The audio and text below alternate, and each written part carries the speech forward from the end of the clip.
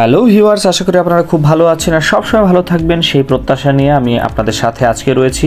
আর যে সুপ্ত আজকের পর্বে আপনাদের সুন্দর একটি স্থানকে পরিচয় করে দেবো। অবশ্যই এই মুহূর্তে আপনারা কিন্তু স্ক্রিনে কিছু ভিডিও দেখে কিন্তু যারা এই জায়গায় গিয়েছেন তারা চিনে ফেলেছেন। আজকে যে জায়গাটা আপনাদের সাথে পরিচয় করে দেব সেটি বাংলাদেশের অন্যতম একটি পর্যটন বিভাগ, সেটা হচ্ছে চট্টগ্রাম। এবং চট্টগ্রামের সবচেয়ে জনপ্রিয় স্থান হলো পতেঙ্গা সমুদ্র সৈকত।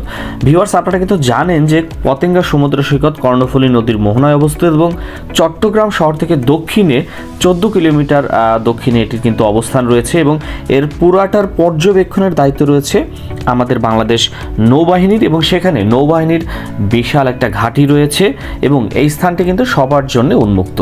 আপনারা জানেন যে 1991 সালে এই পতেঙ্গা সমুদ্র সৈকত ক্ষতিগ্রস্ত হয়েছে এবং ক্ষতিগ্রস্ত হওয়ার পরে সিমেন্ট দিয়ে কিন্তু বেড়িবাঁধ তৈরি করা হয়েছে।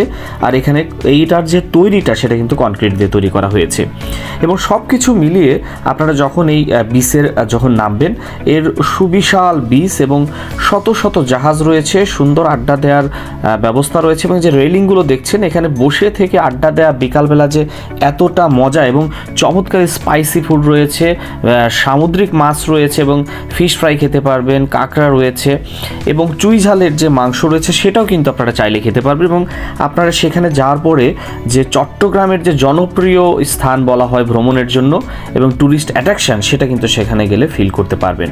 তো ভিউয়ার্স, আপনাদের চট্টগ্রাম পতেঙ্গা সি বিচে যাওয়ার আমন্ত্রণ রইল এবং এর পাশাপাশি কিন্তু আপনারা অবশ্যই টানেল যেটা রয়েছে, টানেলটা খুব পাশাপাশি, টানেলটা বের হয়ে কিন্তু আপনারা বিচের সম্মুখে আসবেন। অবশ্যই টানেল দেখবেন এবং পারলে জাহাজে ভ্রমণ করে আসবেন। সব কিছু মিলিয়ে খুব ভালো লাগবে এবং অবশ্যই চুই ঝালটাও খেয়ে আসতে পারেন, খুব ভালো লাগবে। তো আজকের মতো এখানে বিদায় নিচ্ছি। টাটা, বাই বাই, খুব ভালো থাকবেন, দেখা হবে অন্য কোনো ভিডিওতে।